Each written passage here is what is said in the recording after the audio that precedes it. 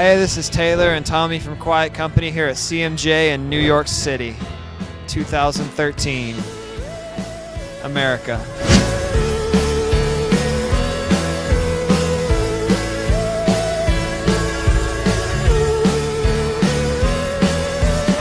We started back in 2005 is when I first met Tommy, and I had recorded a record by myself and was looking for a band to put together to start playing shows and stuff. And I found Tommy on Craigslist, and we had a few different drummers and bass players and stuff, and then for a couple different years. And then about 5 years ago, we kind of solidified the lineup that we have now. We put out another record when it was just me and him, put out an EP and another full-length record with the lineup that we have.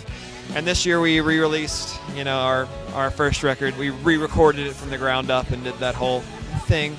We had a lot of really, really cool things happen to us as a band. We played ACL. We have done South by every year as our third CMJ. Played a lot of great shows with a lot of great bands. Blues on the Green, like 14,000 people this year, so that was cool.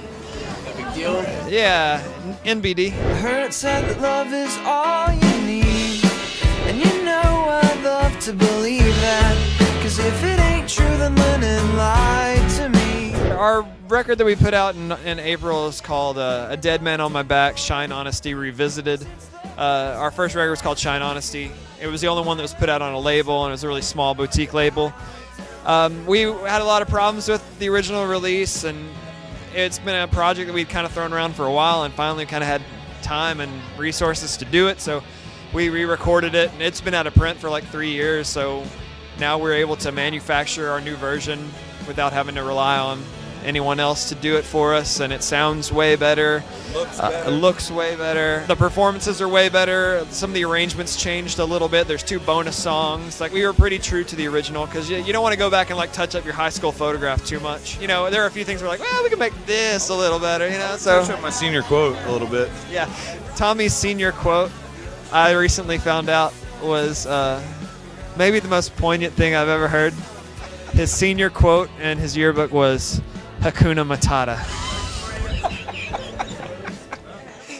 I laughed for so long when he told me. From a second grader when I was like a senior in high school. Whatever, dude. You're totally. King really impacted me, I guess. I don't know what was going through me that day or whatever. No worries. That's what was going through you for the rest of your days. It was a problem-free philosophy, Tommy. But I think I loved him for it, 'cause it's the best philosophy. He might have known something that I don't know. You can expect new material from us in 2014.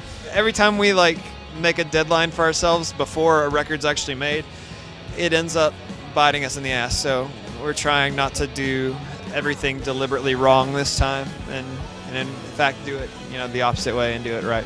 Hence the producer, hence the ambiguity about the release date, hence we're gonna be holding that thing, the finished product, in our hand before we start all the dominoes, and we've just never had the patience, I think, to do it that way, and it's always been dumb. It's always been dumb, and I've always said it's dumb. I just want that on a record somewhere. And I've always been the guy saying, hey, this is the wrong way to do this.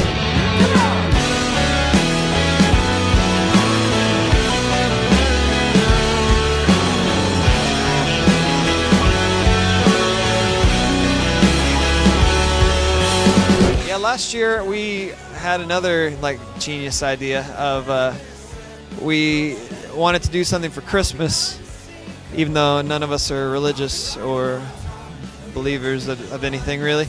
We just thought it's a fun time of year, and so we kind of crafted a lot of things to kind of make a big Christmas experience. We recorded a Christmas EP. There was 5 songs. They were cover songs, some were hymns. One of them was Mariah Carey's Immortal. Don't want a lot for Christmas. This is all I'm asking for. I just wanna see my baby standing right outside my door. And I just want you for my own, more than you could ever know. Make my wish come true, and all I want for Christmas is you. So we did that, and we had a series of Christmas like themed house shows that we did, and we sold these packages where if anyone like came to the house show, one of the things you got was this tin that we had spray painted ourselves with a stencil, Happy Holidays from Quiet Company inside. There was like some candy and a Christmas card photo of us, and then we had painstakingly made in each package 5 different Christmas ornaments out of wire cleaner or pipe cleaners with our faces like cut out and then like glued with our instruments and posed, and like 5 for each one.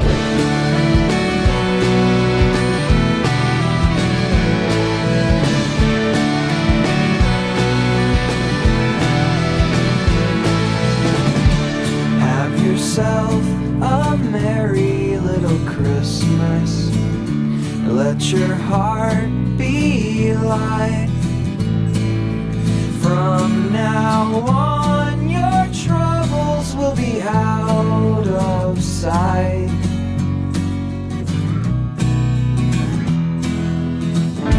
Have yourself a merry little Christmas. We sold a shit ton of those things. I think each one And took they about just- 10 minutes to make, and we sold at least 250 packages of 5 of those. So we made them all. And it took forever, and we were just like cursing ourselves like the whole time, like, whose idea was this? It's so bad. 20 of these. yeah. And so, and then we had in Austin, you know, the Zilker Park, they do the Trail of Lights, and we rented a party bus and had like people bought tickets for the thing, and we all rode down to Zilker and went through the park caroling and stuff like that. We caroled to people's houses, and we did a lot of things to kind of, generate revenue for us, but create really great holiday experiences for people that wanted them. So we're going to be doing that again this year, and I don't know if that record will be reprinted or not, but there's a handful of them left somewhere. For that moment underneath the tree at Zilker, like, it was funny because we had a group of, I think there were about like 30 folks with us, but we go there and we start singing the carols that we've been doing at the house shows, and they were on the record, and man, that crowd grew to like 70, 80 people, and then there's this big group around us all singing together like Oh Holy Night, and it was kind of like this moment too that was like, I mean, yeah, I'm not a huge like Christmas guy, but that was kind of cool. Yeah, it was super lame is what Tommy's saying. Near to us once more. We're always trying to think like, well, what's the next thing we can do? What's the next project that we can have that it's going to create some kind of community around this stuff? What's the next thing we can do to make fans feel like they're involved? We're about to do a Kickstarter, speaking of fan involvement, that fund like all of the things that make a record, successful for the next record. So that'll be the thing that's the next big project for us is getting everyone involved in the Kickstarter, and that'll be probably by the end of this month. And I don't know when this is going to air, but November 2013 is when the Kickstarter. Yeah, November 2013 is when the Kickstarter is going on. Hey, we're Quiet Company, and you're watching Roxwel. I'll be unsinkable. I'll be riding